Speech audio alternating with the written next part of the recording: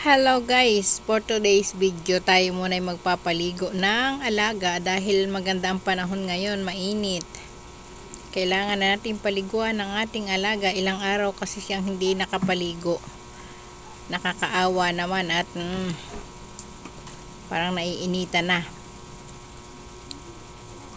Ayan, napakabait niyang paliguan. Hindi ka man lang mababasa diyan sa pagpapaligo mo. Napaka-behave niya. Katulad ng ibang aso na pagka pinapaliguan mo, mababasa ka talaga. Ayan napaka bait. Napakahinhin. Hindi siya malikot, talagang gusto niyang maligo. Nagpapakuskus pa siya. Ayan, ganyan din ba kabait ang inyong mga alaga? Diba? Nakatingin lang siya. Ang mga alaga natin kailangan din ng pagkikare. Kasi yan ay sinusuklian din nila ng pagmamahal sa atin. Kaya yan, napakalambing niyang alaga ko na yan. Pag tinawag ko, isang tawag ko lang tsaka parang napapagsabihan ba pag sinabi kong matulog ka na o kaya pumasok ka na dun, pasok talaga siya, nakikinig. Parang nakakaintindi siya, hindi lang siya makapagsalita. Ayan na lang ang natira kong aso. Napakahirap mawala ng alaga. Kung ako ang tatanungin ay ayaw ko na sanang mag-alaga kasi nung nawala yung isa kong aso masyadong dinamdam ko.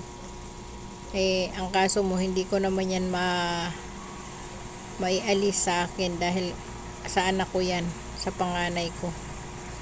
Kaya kailangan nating alagaan ulit. Ayan. Sa loob ng bahay siya nakatira, hindi siya yung aso na nasa labas. Ang ang lahi niya ay Shih Tzu Japanese Spitz, crossbreed na siya. Yung aking Shih Tzu, pinalahian ko dun sa Japanese Spitz. Kaya yan ang resulta. Kamukha nung tatay pero kakulay nung nanay.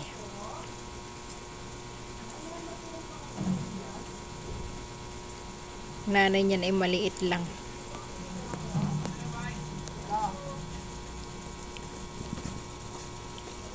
Yan ay basta't umupo ako sa sala yan ay kakalong na. Lalambing na yan. O kaya pag hindi kakalong, nandun lang siya sa katabi ko. At saka pag ako'y hindi pa nagsasarado dito sa tindahan, nandito siya. Sinasamahan niya ako. Pag pumasok na ako, papasok na rin siya. Doon din niya natutulog sa kwarto namin, pero hindi doon sa kama, doon lang sa baba. Kaya pagka umaga, nakadamba siya sa kama at nanggigising na. Pag madaling araw, alam na niya kasi ang oras ng gising. Ayan. Ganyan kabait ang aking alaga.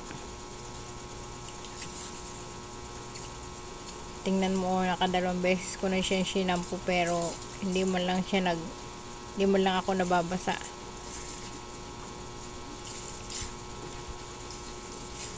Pag pinihit mo, nasunod lang. Ayan, magsa-shoutout muna tayo mga kapatid. Maraming salamat kay Sir June Rocaverte. Ang kanyang mga channels ay June R Mix Vlog, DCR Channel, The Entertainment Hub, June R TV, at Rocaverte's Family Vlog. Ayan. At shoutout din natin si Sir GPC Backyard at saka ang kanyang GPC TV at GPC Backyard Official. Ayan ang kanyang mga channel. At si Ma'am Gabs Mix Vlog. Ang kanyang ibang channel ay Gabs TV. Shout out din kay Ma'am Lilet Life and Travel. Kay Sir Sajan Hunter. Kay Ma'am Seros HK. Tsaka kay Sir Dennis Vlog. Kay Sis Caviteña Vlog. Kay Sis Lynn Channel, Arlene Channel. Kay Ma'am Lynn SG Live. Kay Ma'am Josela in Hong Kong. Kay Ma'am Chinil Vlog. Ayan. Kay Bro GSDS, Bro Geniuski TV. Kay Manager Eloge Gaming and Just Elise. Kay Sir Toneba Mix Vlog. Kay Ma'am Pinay in Aussie. Kay Ma'am Reyna's Vlog. Kay Ma'am Gemma Mix Vlog. Kay Sir Chicken Explorer. Kay Ma'am Winnie De Leon. Ayan. Kay Ma'am Tres Marias Farm. Kay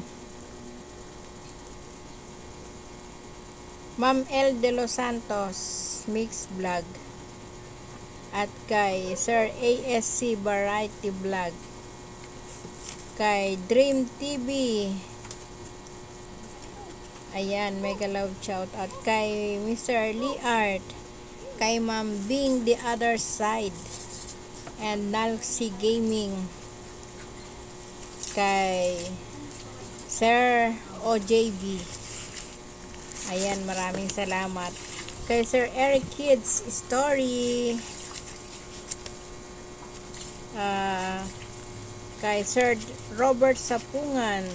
Kay Ma'am Joyous Heart by Jen. Kay Ma'am Chimix HK Mix Adventure. Kay Kabanwit TV. Kay Ma'am Alicia Bataray. Ayan. Maraming salamat sa inyong support. Sa inyong laging pag-support. At kay Sir Onyx Gaming and Adventure. Maraming salamat. May nakalimutan pa ba ako? Kay Ma'am Senyorita Inday Vlogs. Kay Ma'am Marilyn Ko. Mega loud shout out. At saka kay Ma'am Kali Chicken. Kay Ma'am Ina Mix Vlog. Kay Ma'am Yana Tube. Maraming salamat, Ma'am Yana. Ayan, siguro naman ay nabanggit ko na ang lahat ng aking mga nagigibisita. Kay Sir Nelson Mix Vlog, mega loud shout out. Ayan, kay Kuya Ben Vlog. Kay Nature's TV 28. Ang isang channel ni Sir Dennis. Ayan, kay Ma'am Maribel Haneo, Charity Vlogger. At Secretary ni My Labs. Ay maraming salamat po sa lagi ninyong pag-support at pagbababad sa aking live para matulungan ako sa aking WH. Sana nga ma-unlock na po ang aking WH para makabalik na ako sa mga hindi ko pa nababalikan. Ayan, marami na akong hindi pa nasusuklian kasi ang aming internet ay laging nagluloko. Pasensya na po kayo. Lagi na lamang walang kaming internet. Minsan hindi ko pa natatapos yung mga sinusuklian ko. Wala na namang internet. Kaya ako yung humihingi ng pasensya sa inyo kung kayo man ay hindi ko pa nababalikan, pero umasa kayo na mababalikan ko po kayo. Nakalista po lahat ang inyong mga pangalan dito sa araw-araw na premiere at araw-araw na LS. Maraming salamat. Ayan, patapos na po ang aking pagpapaligo sa aking alaga. Tingnan ninyo, at yan ay napakabait eh. Nakakahawak lang siya sa gate. May sarili siyang tuwalya. Ayan, sanay na sanay po siyang paliguan, kaya ganyan. Wala mang kaibo-ibo. Yung pusa din namin napapaliguan ko, pero yun ay wala nang lahi yung pusa. Pero sa CR ko lang talaga siya napapaliguan. Kasi pag dito sa labas, nag-aalpasan siya. Pag sa CR, okay lang.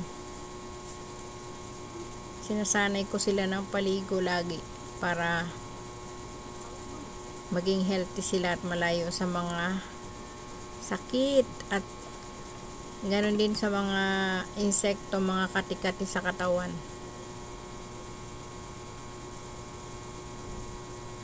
Nakaranas na rin kasi akong mag-alaga ng aso ng mga anak ng aso na lahat ay puro nakalbo.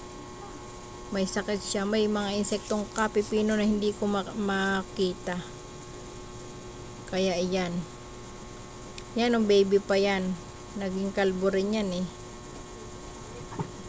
Pero ngayon maayos na yung kanyang buhok, hindi na katulad noon na nakalbo.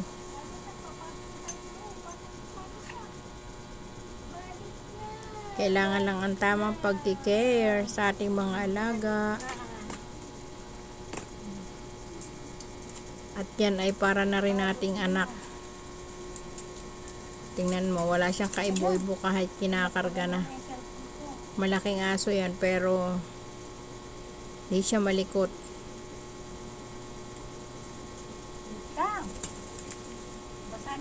Ayan, wala na po akong masabi. Maraming salamat na lang sa mga masisipag sumuporta sa aking mga videos at sa aking mga LS. Much appreciated po ang inyong mga ginagawa para matulungan akong maka-unlock sa watch hour. Ayan. Pag po naman ako ay may pagkakataon ay nakakapagbabad din ako sa inyong mga live. Kaya balikan lang tayo. Ganyan dito sa social media, dapat tulong-tulong para pare-parehas umangat. Ayan. Yun lamang po.